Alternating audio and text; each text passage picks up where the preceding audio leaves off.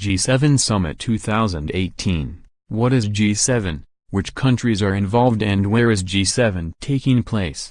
Leaders of the Group of 7 rich nations headed for a summit in Canada on Thursday in preparation for talks to begin today. The Group of 7 are now more divided than at any time in their 42-year history, as Donald Trump's America First policies risk causing a global trade war.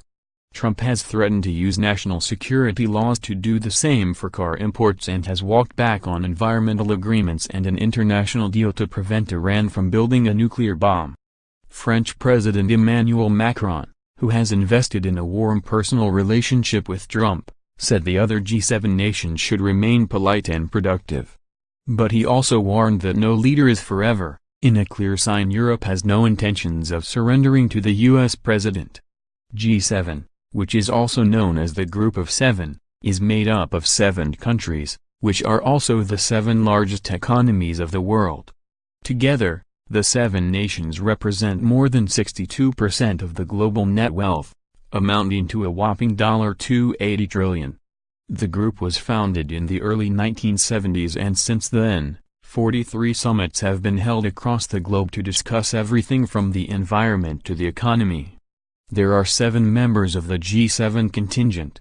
This is made up of, summits are held annually and the meetings are hosted on a rotation basis by the group's members. This year's summit, being held between June 8 and 9, is being hosted by Canada and Quebec. The schedule for the event will see the leaders meet at 11:45 am today for the official welcome at Terrace Street, La Ronde, Le Manoir-Richelieu, along with their spouses. This will be followed by a working lunch until 2 p.m. at the La Pointe Cardinal Golf Clubhouse, and then a G7 family photograph. At 3 p.m., a working session will take place on economic growth and the future of work, followed by a working dinner from 6:30 p.m. until 8 p.m. A cultural event will then take place this evening. Saturday, June 9th, will kick off with the G7 and Gender Equality Advisory Council breakfast, followed by the signing of the scroll. After this, the G7 leaders will partake in a G7 working session on gender equality, followed by another on climate change and clean energy. At 11:45 am, there will be the official welcome of the outreach leaders for a photo opportunity and then end outreach working season on oceans.